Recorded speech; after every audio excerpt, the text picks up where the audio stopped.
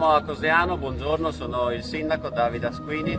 Abbiamo appena fatto la Maina Bandiera, cioè la bandiera a mezz'asta come tutti i comuni italiani, in simbolo di tutte le vittime del coronavirus. Purtroppo.